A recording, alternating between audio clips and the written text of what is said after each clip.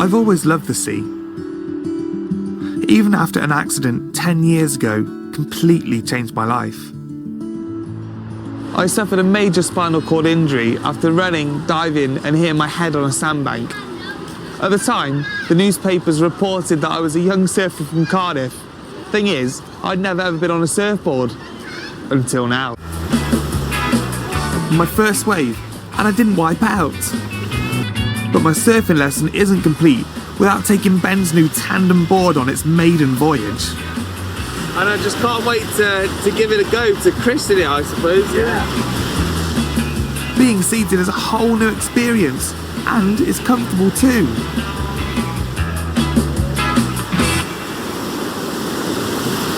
It's been an unforgettable day. It's been in the waves and making peace with the sea again after such a traumatic kind of accident about 10 years ago, so it's been brilliant. But as someone who often thinks of their stomach, I'm more interested in the season's edible bounty. I bet you've been stung by these a few times. Oh, a couple of times. A couple of times.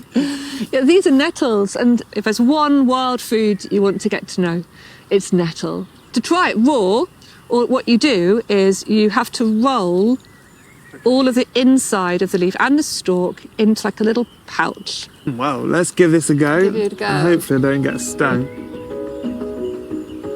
you know what, they're so fresh. That's delicious, Matt. Do you reckon you can do more foraging in the future?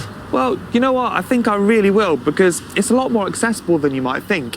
In that recipe, we have weeds, nettles and thistles, and they can be found anywhere. It's all natural and free. Completely.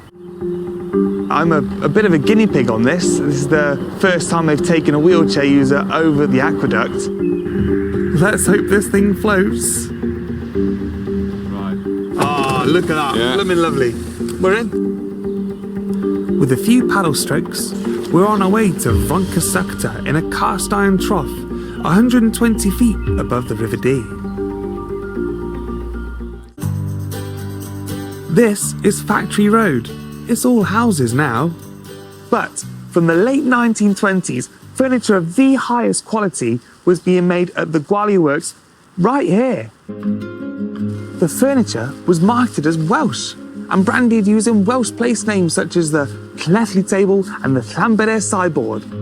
When we talk about the Bryn Mawr experiment, what do we mean exactly? Well, today we probably call it a regeneration programme. It was a project established by the Quakers in the 1920s. You may not know it, but Wales has some of the darkest skies in the world. For a truly heavenly experience, though, you need to visit Snowdonia, one of our 2 international dark sky reserves.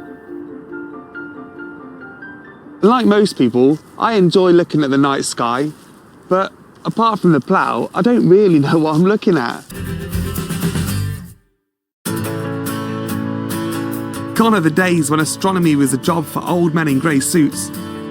PhD student Jenny Millard co-presents a popular podcast all about stargazing. So it's called Autumn Astronomy, and it's been going for about 8 years now. What exactly is a dark sky reserve? A dark sky reserve is somewhere where we actively protect the darkness. Okay, so we didn't get to see any stars, but something I did learn is that astronomy and Welsh weather aren't exactly a match made in heaven. I tell you what though, I've still had a stellar night.